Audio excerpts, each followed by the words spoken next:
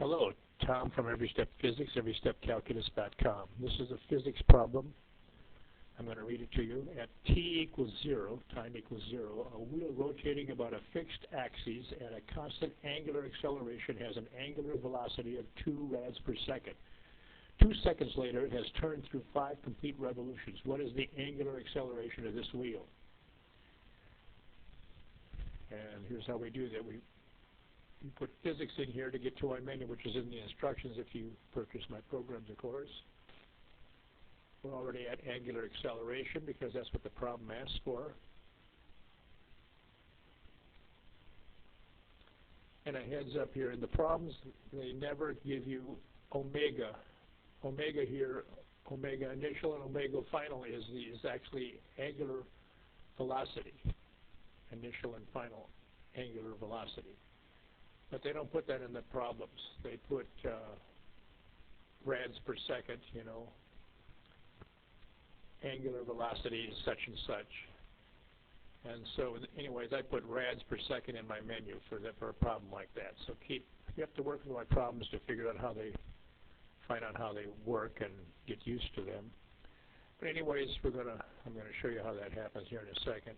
We're going to scroll down here now to rads, revolutions in time, because that's what they give us. They give us rads per second, revolutions in time. Okay, so we're going to choose that. And we're going to enter the variables. You have to press alpha before you enter anything in these entry lines here. So we're going to press alpha.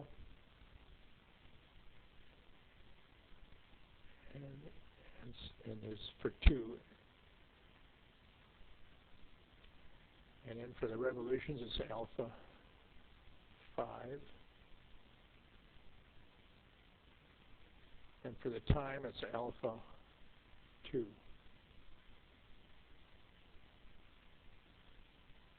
Seconds. You're going to scroll to seconds. Or you can press the number before the choices too. And I always show you what you've entered so you can change it if you want. And say it's okay.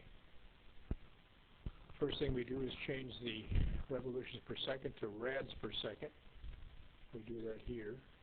Then you put 10 pi rads per second. And that's theta. And that's in the formula here, so theta will be here.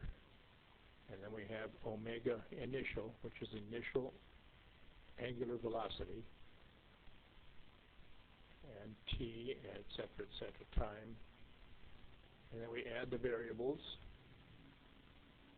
And here's the answers.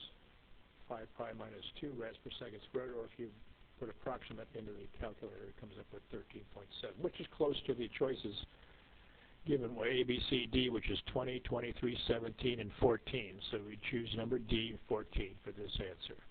You get 100% of this problem. Hey, go to my site, buy my programs, have a good time passing physics. Okay? Have a good one.